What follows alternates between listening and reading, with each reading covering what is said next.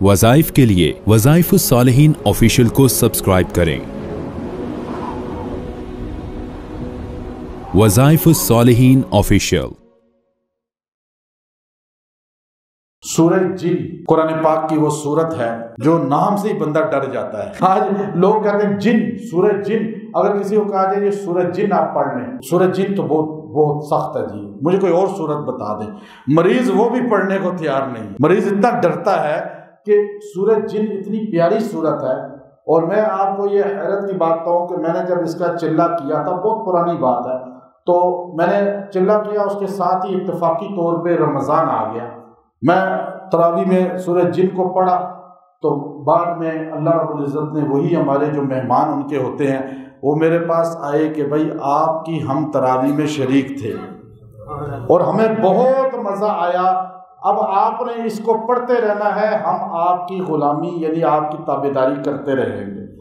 اب آپ دیکھیے، اب 2 رکعتوں میں سورہ جن اور مزمل کو میں نے پڑھا، باقاعدہ ان کی طرف سے فرمائش ہمیں آئی کہ آپ، اس کی وجہ یہ ہے کہ انسانی شکل میں بعض کا اور کبھی غیبانہ انداز میں وہ آ کر تراویح بھی پڑھتے ہیں، نماز بھی پڑھتے ہیں، قرآن بھی پڑھتے ہیں، اعتکاف بھی بیٹھتے ہیں اور تہجد بھی پڑھتے ہیں، تبلیغ والوں کے ساتھ بھی گشت کرتے ہیں اور مدارس میں قرآن بھی پڑھتے ہیں، حدیث بھی پڑھتے ہیں۔ اور آپ کو ماشاءاللہ اس چیز کا میں بڑا اہم بتاتا ہوں کہ اللہ کے فضل سے ہماری اس مسجد میں آ کے نماز بھی پڑھتے ہیں، اور مجھے کئی بار ایسے ملے شکلوں میں آ کر، عجیب حالت، حلیہ، غریب سا بندہ آ کے یوں بیٹھ گیا، تو اب میں سمجھ جاتا ہوں کہ یہ بندہ کون ہے۔ اور یاد رکھیں، جن جب بھی آتے ہیں کبھی وہ سوٹڈ بوٹڈ آدمی کی شکل میں نہیں آئیں گے، کبھی وہ مالدار کی شکل میں نہیں آئیں گے، کبھی وہ عیش و عشرت انداز والے کی شکل میں نہیں آئیں گے، کبھی نہیں آئیں گے۔ وہ جب آئیں گے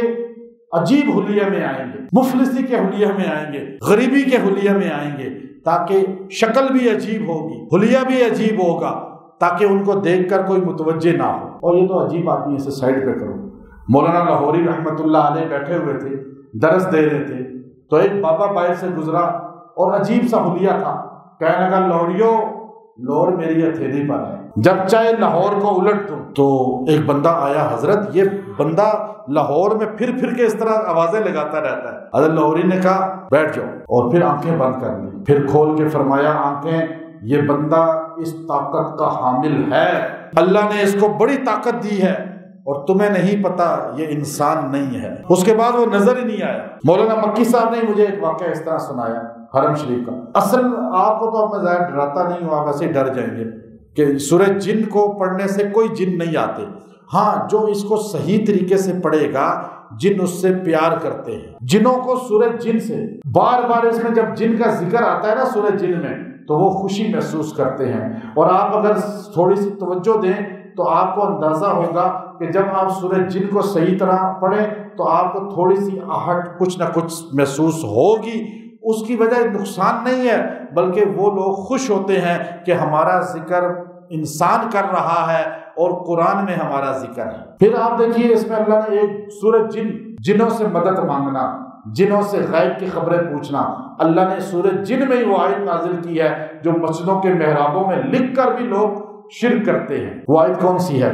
وَأَنَّ الْمَسَاجِدَ لِلَّهِ فَلَا تَدْعُوا مَعَ اللَّهِ أَحَدًا۔ دیکھو، مساجد کس کے لیے ہیں؟ سارے بولیں، مسجدیں کس کے لیے ہیں؟ اور اس مسجد میں تو کم از کم اللہ کے علاوہ کسی اور سے نہ مانگو، اللہ ہی سے مانگو۔ کتنا بدقسمت وہ طبقہ ہے جو مسجد میں بھی غیر اللہ کے نعرے لگاتا ہے، غیر اللہ سے مدد مانگتا ہے۔